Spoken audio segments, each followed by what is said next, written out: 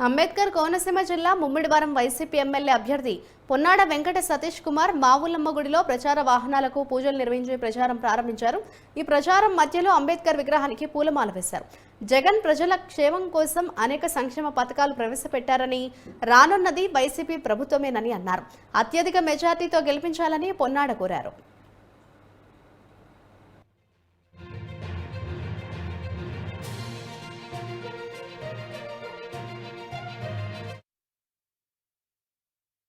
ఇవాళ ఏదైతే ఇవాళ ఈ కార్యక్రమంలో పాల్గొన్నటువంటి ప్రతి ఒక్కరికి కూడా పేరు పేరున నేను కృతజ్ఞతలు తెలియజేస్తున్నాను.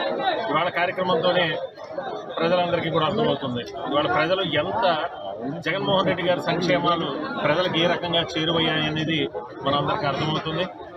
ప్రతి ఇంట్లోని కూడా మనం చేసినటువంటి మేలు ఆ ఇంట్లో ఉన్న మహిళలు బయటకు వచ్చి మమ్మల్ని ఆశీర్వదిస్తున్న తీరు కావచ్చు, మేము వాళ్ళకి అభివాదం చేస్తే వాళ్ళు మమ్మల్ని చూసి పలకరించిన విధానం కావచ్చు, ఇవాళ మహిళలందరూ కూడా 100కి 200% జగన్మోహన్ రెడ్డి గారి వెనకాలే ఉన్నారు. రేపు రాబోయే రోజుల్లో ఏదైతే మే 13 జరిగే ఎన్నికలు ఏదైతే జరుగుతున్నాయో ఖచ్చితంగా మహిళలు, ఈ రాష్ట్రంలో ఉన్న మహిళలందరూ కూడా, ఎందుకంటే సగభాగం మహిళలే ఉన్నారు ఈ రాష్ట్రంలో, 50% పైనే మహిళలు ఉన్న ఈ రాష్ట్రంలో ఖచ్చితంగా జగన్మోహన్ రెడ్డి గారు ఏదైతే అనుకున్నారో 175 స్థానాలు మనం మహిళలకు మేలు చేస్తే, గృహిణికి మేలు చేస్తే ఖచ్చితంగా వాళ్ళందరికీ కుటుంబానికి మంచి జరుగుతుందని ఏదైతే అనుకున్నారో అది 100కి 100% నెరవేరింది. ఇవాళ రేపు జరిగే ఎన్నికలు వన్ సైడ్, దాంట్లో ఎటువంటి డౌట్ లేదు. 175 అవుట్ ఆఫ్ 175 అని చెప్పి ఏ నినాదంతో అయితే జగన్మోహన్ రెడ్డి గారు ఇవాళ ఎన్నికల శంకారం పూరించారో దానికి ముమ్మడివరంలో కూడా ఇవాళ ఏదైతే మనం ముహూర్తంగా ఇవాళ ఏదైతే మనం ప్రచారం మొదలుపెట్టామో ఇవాళ మాకు ఇక్కడ కూడా భారీ మెజారిటీతో ముమ్మడివరం కూడా కైవసం చేసుకోబోతున్నాం.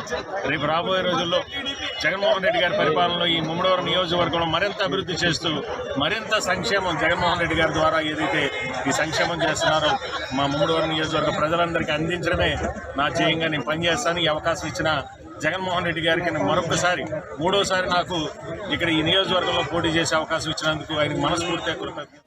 ఇవాళ ఏదైతే ఈ కార్యక్రమంలో పాల్గొన్న